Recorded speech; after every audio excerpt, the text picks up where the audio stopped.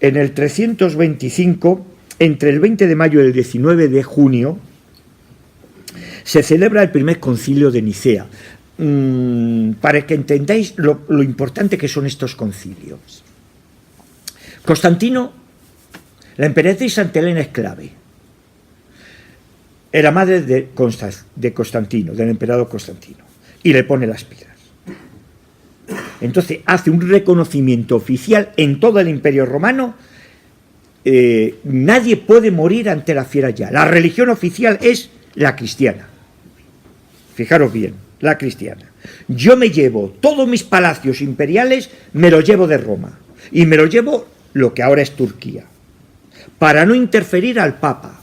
Dejo al Papa en Roma, no interfiero en nada, y me llevo toda la corte imperial a lo que es Turquía.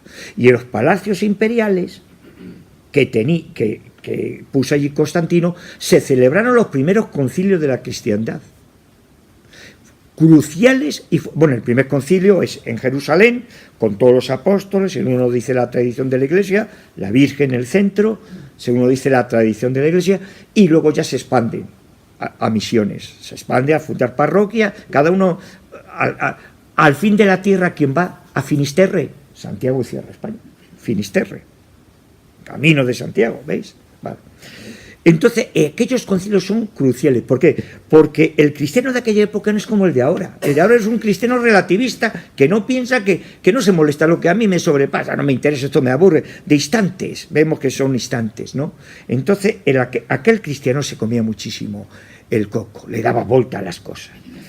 En este concilio envía el Papa, que se celebra en Nicea, en Turquía, lo que ahora es Turquía, a un obispo, en representación suya, envía a un obispo paisano mío, español, España, que era provincia del Imperio Romano, y envía al obispo Osio, que era obispo de Córdoba.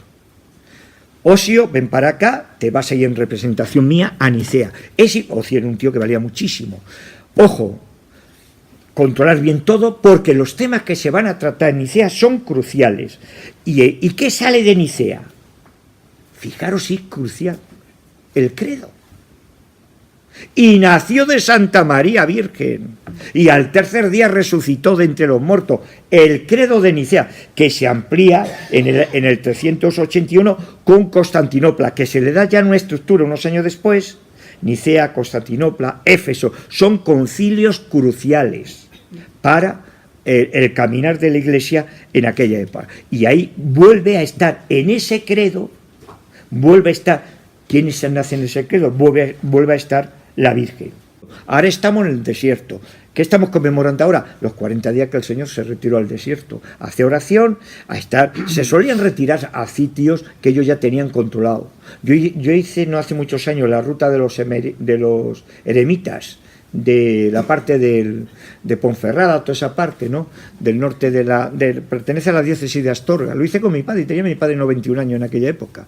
Nos hospedamos en San Miguel de Dueñas y demás, y lo hicimos aquello con un sacerdote allí que había el párroco de San Miguel de Dueñas, y allí está San Fructuoso, un montón de eremitas. Se retiraban, había fundaciones todavía, se retiraban en soledad. Toda esta gente entendía mucho de botánica, sabía qué hierbas podían comer, qué hierbas no podían comer, se ponían en el lado del río y de manantiales donde podían tener su higiene y sus cuevas. Por ejemplo, San Benito se retiró a Subiaco, que está en una cueva impresionante, que se conserva muy bien, ¿no? En San Benito, donde estuvo San Benito, y allí los pastores le daban también requesón, le daban leche, le daban queso y demás. Así vivían estos primeros. Luego ya viene la época de las grandes fundaciones. Bien, pues llegamos ya, para no alargar, en dos cosas que son fundamentales. En el año 1854 vemos que también va camino de los altares, al Papa Pío IX, y dice: para amar, lo leo literalmente, traducido del latín, para amar aún más a la Virgen, la Iglesia con alborozo lo define en la parte dogmática. Pío IX, el 8 de diciembre de 1854, en Ineffabilis Deus, rodeado, fijaros como lo ponen en latín, de imponente número de cardenales y obispos, con autoridad infalible, declaró, proclamó y definió solemnemente que ha sido revelada por Dios y por tanto debe ser creída con fe firme y constante por todos los fieles la doctrina de la Santísima Virgen María, desde el primer instante de su concepción, lo de Nava del Rey y demás, por singular gracia y privilegio de Dios Todopoderoso, fue preservada inmune de cualquier mancha del pecado original en vista de los méritos de Cristo. Y luego hay otro dogma, que otro papa que también va camino a los altares. Yo soy muy admirado de este papa, por cierto. Bueno, en Pío IX, un tatarabuelo por la parte de mi padre, fue general de Pío IX. Tenemos la documentación en casa.